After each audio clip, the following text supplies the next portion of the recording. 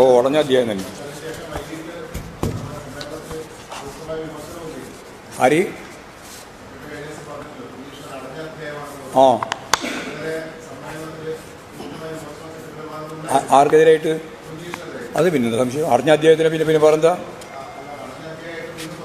ഇല്ല, തുറക്കേണ്ട വന്നില്ല. ഒരു കാര്യമില്ല, തുറക്കേണ്ട ഒരു കാര്യമില്ല. ഞാൻ ആദ്യം പറഞ്ഞാണ്, ധനരാജ് രക്തസാക്ഷി ഫണ്ടുമായി ബന്ധപ്പെട്ട കാര്യം ജനങ്ങളുടെ മുമ്പിൽ അവതരിപ്പിക്കും. ഞങ്ങൾക്ക് ഇതിലൊന്നും മറച്ചു വെക്കാനില്ല. അത് ഞാൻ മിനിഞ്ഞാൽ 2-4 ദിവസം മുമ്പേ പറഞ്ഞു. അപ്പോൾ ഇന്നലെ കുഞ്ഞീഷനെ എടുത്ത നിലപാട്, കുഞ്ഞീഷനെ പാർട്ടി പുറത്താക്കിയതാണ്. പിന്നെ കുഞ്ഞീഷനെ പാർട്ടി പുറത്താക്കി കുഞ്ഞീഷനെ മഹത്വവൽക്കരിച്ചിട്ടാണോ സംസാരിക്കുക? വിമർശനാത്മകമായ രീതിയിൽ പറഞ്ഞിട്ടുണ്ട്. അദ്ദേഹത്തെ ചീത്ത പറയാനൊന്നും പോയിട്ടില്ല.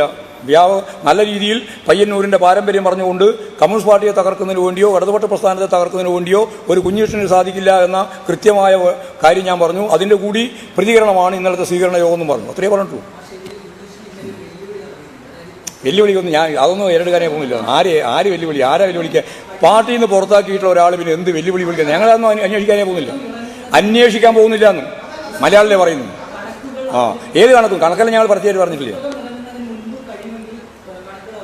മനസ്സില്ല പോരെ? കുഞ്ഞീഷ്ടം പറയുന്ന ചോദ്യം കൊണ്ട് പുറപ്പെട്ടിരിക്കുക ചെറിയ ആൾ. നിങ്ങൾ കുറേ കൊല്ലം നടക്കും, അത് അത്രയൊന്നും കാലം നടക്കില്ല, വളരെ ചുരുക്കം സമയം കൊണ്ട് അവസാനിക്കും. ഏതാ, ഏഷ്യാനെറ്റാണോ? അല്ലാതെ ചോദിച്ചത് റിപ്പോർട്ടർ. ശരി, ഇല്ല, കുഞ്ഞീഷ്ടം പറയുന്നത് ചർച്ചയില്ല. കുഞ്ഞീഷൻ്റെ കണക്ക് നോക്കേണ്ട ഉത്തരവാദിത്വം കമ്മ്യൂണിസ്റ്റ് പാർട്ടിക്ക് ഇല്ലാന്ന്. കമ്മ്യൂണിസ്റ്റ് പാർട്ടി കൃത്യമായ കണക്കുണ്ട്. പിന്നെ ഇതിനാ കുഞ്ഞീഷൻ്റെ കണക്ക് നോക്കുന്നു?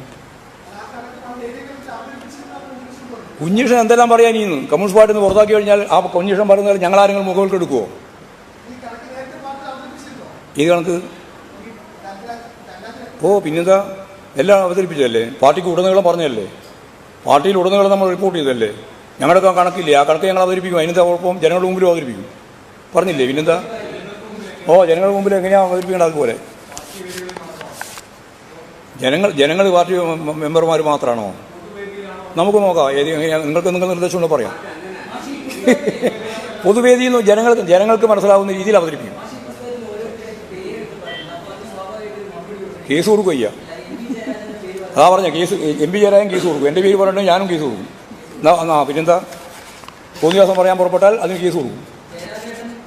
ജയരാജേട്ടൻ പറഞ്ഞാലും ഗോവിന്ദമാഷ് പറഞ്ഞാലും ആര് പറഞ്ഞാലും ഇമാതിരി തോന്നിയവാസം എന്തെങ്കിലും പത്രത്തിലോ അല്ലെങ്കിൽ ഈ പറയുന്ന പുസ്തകത്തിലോ എഴുതി വെച്ചിട്ടുണ്ടെങ്കിൽ അതിനെതിരായിട്ട് കേസ് കൊടുക്കേണ്ടി വരും. പോരെ? കുഞ്ഞികൃഷ്ണൻ്റെതായ അഭിപ്രായമാണ്, അത് പാർട്ടിയുടെ അഭിപ്രായമല്ല. കുഞ്ഞികൃഷ്ണൻ പാർട്ടിയെ തിരുത്താൻ വേണ്ടി ഇറങ്ങിപ്പുറപ്പെട്ടത് പാർട്ടിയെ തകർക്കാനാണ്. അത് പാർട്ടിക്കും ജനങ്ങൾക്കും അറിയാം. പാർട്ടിയെ തകർക്കാൻ ശ്രമിച്ചവരുമായി പാർട്ടി യാതൊരു സന്ധിയുമില്ല. ഇനി പാർട്ടിയെ തകർക്കാൻ ലക്ഷ്യമാക്കി എഴുതിയ പുസ്തകങ്ങൾ ആരുടെയൊക്കെ പേരുകൾ പരാമർശിച്ചാലും വ്യക്തികളല്ല പാർട്ടി, പാർട്ടിയാണ് പാർട്ടി. പാർട്ടി അംഗങ്ങൾ മാത്രമല്ല പാർട്ടി, പാർട്ടി അംഗങ്ങളോടൊപ്പം ബഹുജനങ്ങളും ഉൾക്കൊള്ളുന്നതാണ് പാർട്ടി. കുഞ്ഞികൃഷ്ണൻ പാർട്ടിയിൽ നിന്ന് വെളിയിൽ പോയിട്ട് കുഞ്ഞികൃഷ്ണൻ തന്നെ പറഞ്ഞു എന്നെ പുറത്താക്കും എന്ന് പറഞ്ഞിട്ട് അദ്ദേഹം എഴുതുന്ന പുസ്തകത്തിന് പാർട്ടിയുടെ ആധികാരികതയില്ല. കുഞ്ഞികൃഷ്ണൻ എന്ന് പറയുന്ന പാർട്ടി വിരുദ്ധൻ്റെ പുസ്തകമാണ്.